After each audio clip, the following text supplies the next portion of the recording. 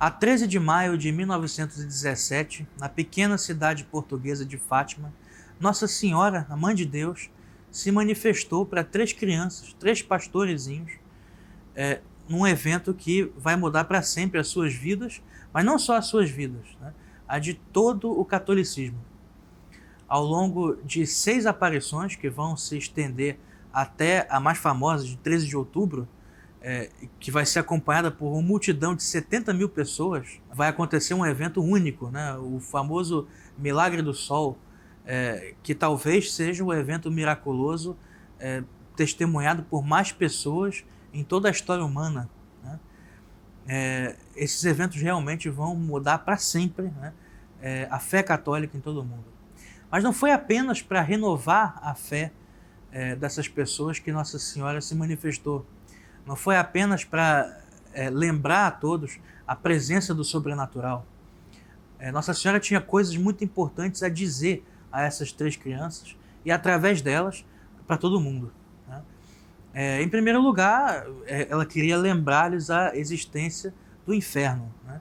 Que muitas almas, infelizmente, se perdem, algumas delas porque, como Nossa Senhora disse, não tem ninguém que reze por elas, né? Ela veio pedir ao mundo que fizesse penitência, que rezasse o seu rosário, e mais do que isso, né, para que se lembrasse, né, de viver conforme a sua fé, né, para que vivesse conforme a moral católica, conforme os bons costumes, conforme o modo como a igreja sempre viveu, né? E o homem moderno, guiado cada vez mais por uma filosofia materialista, seja formalmente, seja um materialismo prático, esquece cada vez mais da sua própria salvação, né? Nossa Senhora também fez uma série de revelações a respeito do futuro, né? E aí estão as famosas profecias, né, de Fátima. Maria, Mãe de Deus, vai dizer que uma Segunda Guerra Mundial aconteceria dentro de poucos anos, né, no reinado de Pio XI, como de fato aconteceu. Ela disse também que a Rússia espalharia os seus erros pelo mundo, né, e de fato, depois da Segunda Guerra Mundial, o comunismo vai se espalhar a partir da Rússia para metade do mundo.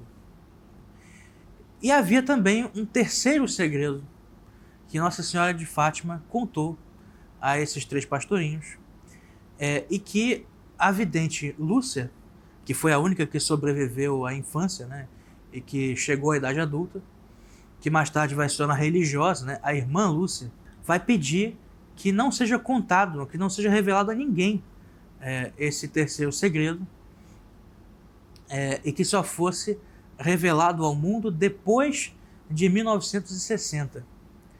Esse segredo vai ser escrito numa carta a um bispo. Esse bispo vai comunicá-lo ao Papa, que na época era Pio XII, e ao longo de décadas, né, os pontífices vão se sucedendo, Pio XII, João XXIII, Paulo VI, João Paulo I não chegou a lê-lo, João Paulo II, todos eles vão ler o segredo, né, e não o comunicam a ninguém, né? Paulo VI, dizem testemunhas, que ele teria desmaiado, né, ao ler o terceiro segredo de Fátima. E no ano 2000, o Papa João Paulo II achou por bem revelar, né, esse segredo tal como tinha chegado a ele, né?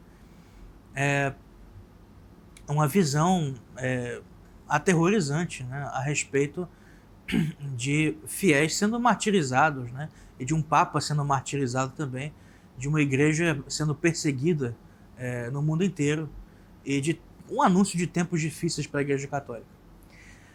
Pois bem, muitos disseram que esse terceiro segredo não estaria completo, né? Alguns falam de uma segunda parte do segredo, outros dizem que o segredo foi realmente falsificado, e nada disso foi provado, né? Existem diversas teorias, eu tenho certeza que alguns dos que me assistem aqui sabem disso muito melhor do que eu, porque há pessoas realmente obcecadas por isso, né? E a partir desse momento vão surgir os chamados fatimistas, né? São pessoas que passam a vida inteira estudando e elaborando teorias da conspiração a respeito de Nossa Senhora de Fátima.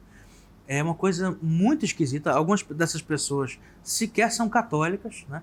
Mas que, de alguma maneira, acreditam no caráter sobrenatural dessas manifestações de Nossa Senhora e procuram buscar coisas ocultas, forças ocultas por trás desses acontecimentos, né? Outro problema também que teria sido observado por muitos fatimistas é o de que Nossa Senhora teria pedido à irmã Lúcia a consagração da Rússia ao seu Imaculado Coração. Coisa que foi feita de maneira inexata 2 vezes, né? Primeiro por Pio XII em 1942 e depois por João Paulo II em 1984. E curiosamente, na primeira vez que essa consagração foi feita, a irmã Lúcia disse que ela não tinha sido feita de forma correta, tal como pedida por Nossa Senhora, né?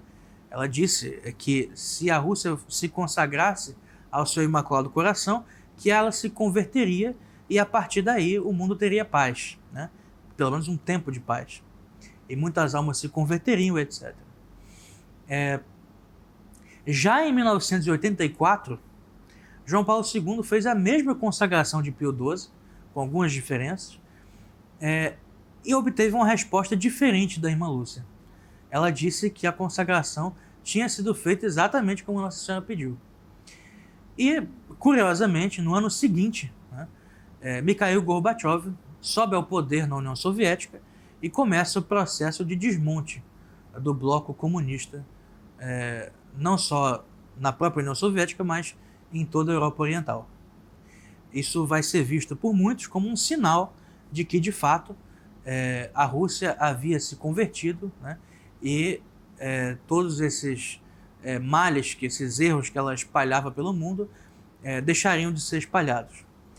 Mas isso de fato não aconteceu. A Rússia não se converteu, pelo menos do ponto de vista católico, não se converteram.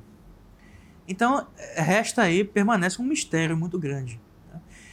Dentro desse mistério, e esse é o objeto do nosso vídeo, surge uma hipótese muito extravagante, mas que, infelizmente, foi se tornando cada vez mais popular nos meios católicos tradicionalistas, principalmente, de que a irmã Lúcia, que aceitou, né, não aceitou, seria Nossa Senhora que teria aceitado, mas que deu de alguma maneira a sua aprovação à consagração de 84, seria outra pessoa do que aquela que em 42 disse a Pio XII que a consagração não tinha sido feita de forma correta, né?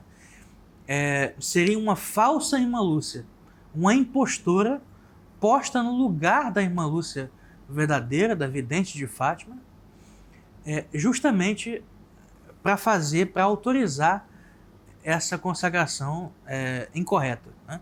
Alguns dizem que isso vai ser feito por outro motivo, né?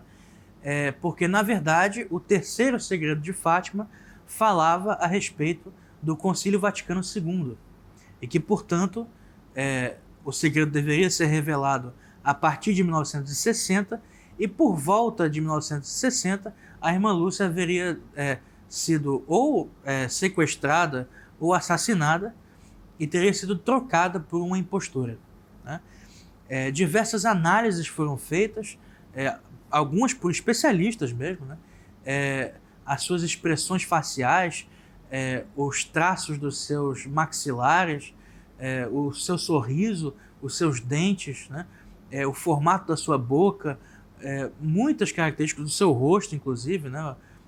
O formato da cabeça, várias coisas foram analisadas, né, por diversos especialistas e, embora não haja unanimidade, né, a maioria deles diz que, de fato, existem diferenças significativas no rosto da irmã Lúcia, tal como aparece nas fotos da década de 40 que foram tiradas dela, né?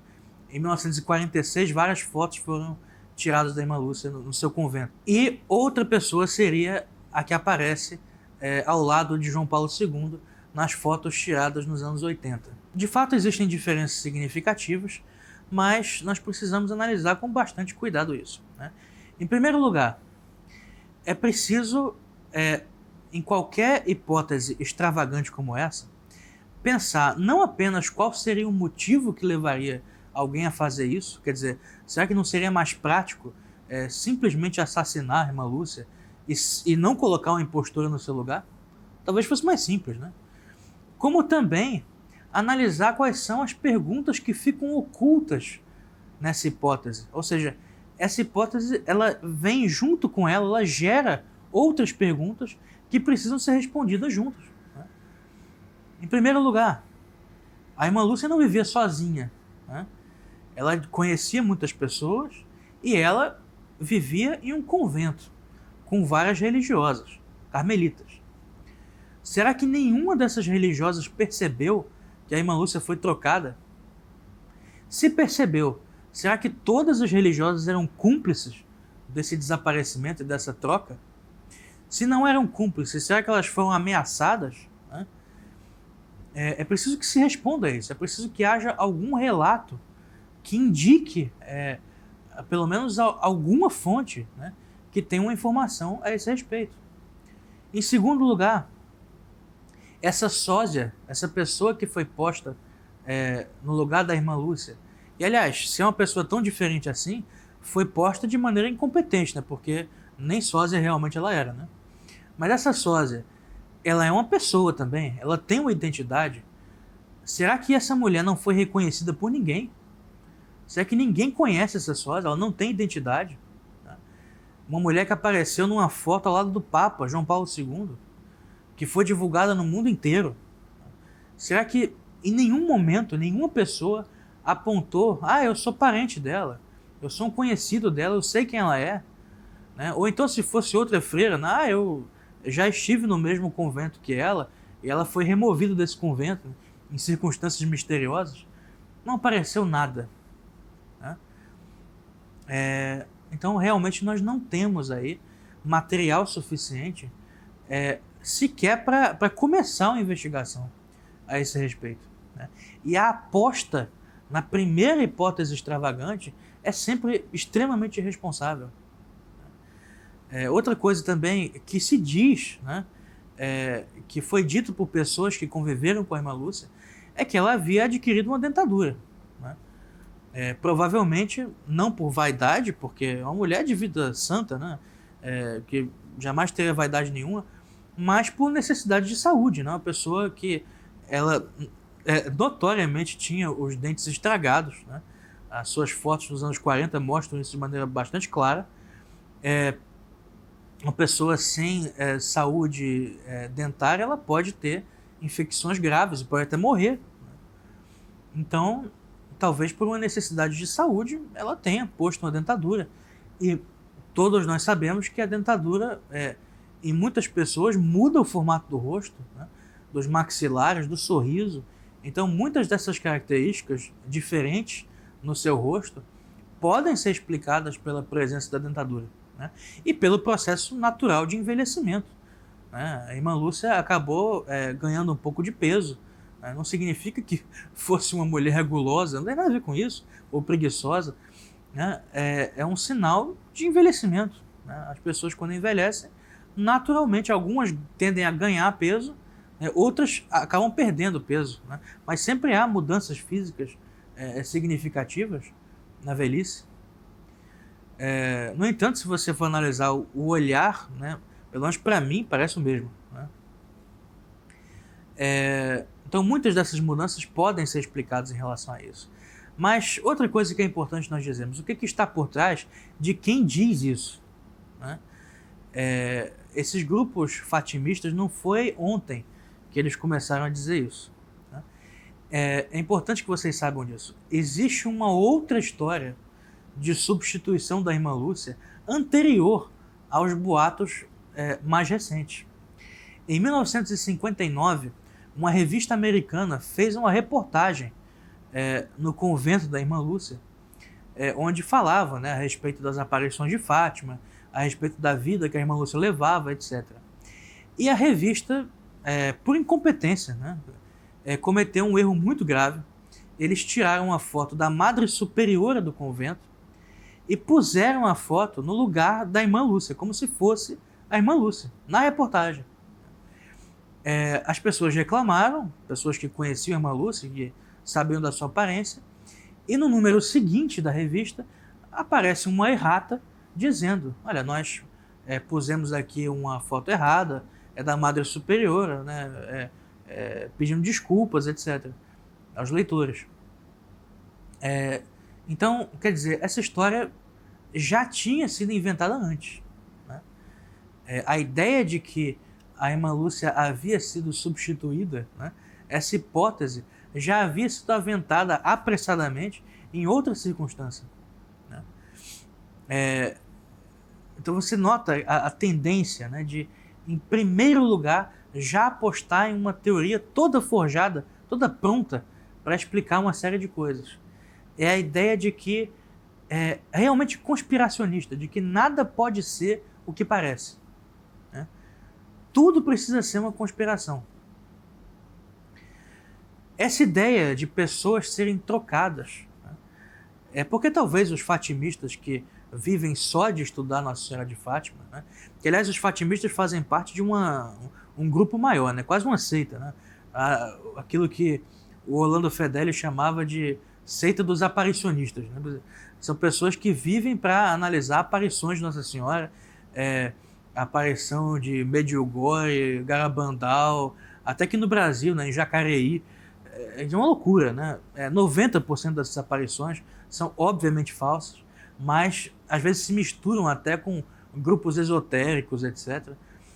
Mas há pessoas que vivem a vida inteira, né, para analisar riscos iminentes e conspirações e cataclismos, né, anunciados por Nossa Senhora em 1 milhão de aparições diferentes, né, como se Nossa Senhora estivesse principalmente ocupada em ficar aparecendo por aí, né, para anunciar desastres, né?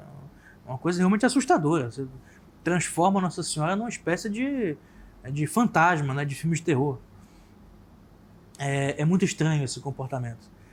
Mas os fatimistas, em especial, fariam bem, né, em conhecer as diversas, né, mas não são assim dezenas nem centenas, são milhares, né, de teorias semelhantes que analisam também diferenças no rosto das pessoas em relação a atores de cinema de Hollywood, cantores pop, inúmeras figuras, né, do show business, figuras famosas, escritores, né, muitos que dizem que foram ou assassinados ou que se suicidaram e foram trocados, né? Um dos casos mais famosos é do Paul McCartney, né? O baixista dos Beatles. Em 1966, Paul McCartney sofreu um acidente de carro e apareceu depois um grupo de teóricos da conspiração dizendo que ele havia tido a sua cabeça decepada no acidente de carro e teria sido decapitado, e que, portanto, estaria morto, né? E a sua gravadora, né, não querendo perder o lucro que ela tinha com os Beatles, decidiu arrumar um sósia, né, que, por acaso, tinha a voz igualzinha do Paul McCartney, o rosto igualzinho do Paul McCartney, e tinha talvez o mesmo talento, né, porque não só era um bom baixista, como também compunha músicas no mesmo estilo de Paul McCartney, né? E análises foram feitas, né, do rosto desse músico nos anos 60 e atualmente, né, décadas depois. E assim, muitas teorias semelhantes. Uma mais engraçada do que essa é em relação à cantora canadense Avril Lavigne, uma cantora pop, rock, sei lá, que alguns anos atrás, acho que por volta de 2015, 2016, uma página, um blog brasileiro, né, inventou de propósito, né, para fazer um teste, né? O objetivo deles era fazer um teste sobre a rapidez com que teorias desse gênero se espalhavam na internet. Inventaram que Avril Lavigne havia cometido suicídio em 2003, né? Em sequência ao lançamento do seu primeiro disco, ela teria tido um problema muito grande em lidar com os fãs e era muito jovem, não era acostumada com essa vida, né, do show business, etc., e acabou tendo uma crise de depressão e se suicidando. E a companhia, a gravadora, né, não querendo perder os lucros que os seus CDs eles garantiam, decidiram também pegar uma sósia, né? Essa eles deram o nome, né? A moça se chama Melissa Vandella, né? E também seria igualzinha a Avril Lavigne, teria a voz idêntica à dela. Mas também existe, você analisar os traços diferentes, né? Você vai ver que são pessoas diferentes. Meses depois a coisa saiu de controle, a história já era dita por milhões de pessoas e o próprio blog teve que confessar, né, que tinha inventado isso. E mesmo assim, depois do blog dizer que inventou a história, essa teoria da conspiração continua circulando na internet. Recentemente eu fiquei sabendo por um amigo que existe uma história semelhante em relação ao Caetano Veloso aqui no Brasil. Caetano Veloso também teria morrido e teria sido substituído pela gravadora para poder não perder lucros, né? Quer dizer, meu Deus do céu, se você acredita em todas essas histórias, então o mundo inteiro artístico também é uma fraude, né? A ideia da fraude universal, né? Essa ideia que é o fundamento, né, de todo o conspiracionismo anglo-saxônico, né, principalmente, essa ideia da distopia, né, que está tão presente na cultura, na literatura norte-americana. Isso é um problema muito sério, né? Não que distopias não sejam possíveis, né? Basta você perguntar a qualquer norte-coreano, né, que conseguiu sair daquele inferno, né, que é aquela tirania, e ele vai descrever para você uma verdadeira distopia, né? Mas, de fato, esses exageros, né, essas teses extravagantes, quando você começa a perceber, a conhecer os casos semelhantes, né, e começa a observar o que está no fundo disso, não só as perguntas que estão por trás da pretensa substituição da irmã Lúcia, né, as perguntas não respondidas, mas também o que serve de fundamento a esses próprios questionamentos e aos casos semelhantes, né, que nós temos notícia, nós começamos cada vez mais a entender que não existe seriedade por trás disso, né? Análises de rostos de pessoas em idades diferentes sempre vão poder ser ou manipulados mesmo ou mal interpretados, né? Realmente não existe nenhum fundamento, né? E quanto às opiniões da irmã Lúcia a respeito da consagração da Rússia, ou então a respeito do Concílio Vaticano II, simplesmente nós precisamos admitir que há aí um mistério, né? É estranho, de fato é muito estranho, né, que uma religiosa com uma vida tão santa, né, pudesse se enganar dessa forma, né? Mas será que se enganou mesmo? Eu não sei, né? Nós não temos como responder isso. Mas recorrer a hipóteses tão extravagantes assim para explicar uma coisa muito mais simples, né, é querer explicar o menor pelo maior, né? Isso realmente não faz o menor sentido. E enquanto nós não tivermos, né, uma vivência mais saudável da nossa fé, né, enquanto nós não conseguimos desvencilhar a vivência séria do catolicismo dessas teorias da conspiração, né? É para isso que eu criei essa série, gente. Vocês não vão ter paz mais no mundo, porque o catolicismo vai ser alvo de zombarias por toda parte. Até nós conseguimos explicar, né, que para ser católico você não precisa, né, ser terraplanista, você não precisa adotar um modelo geocêntrico, você não precisa acreditar na falsa irmã Lúcia de Fátima. É muito complicado, entendeu? Então nós precisamos deixar isso bastante claro, né? E caminhar em direção a uma vivência do catolicismo tradicional muito mais saudável. Nós já temos problemas o suficiente, né? Não precisamos aumentar ainda mais com teorias da conspiração.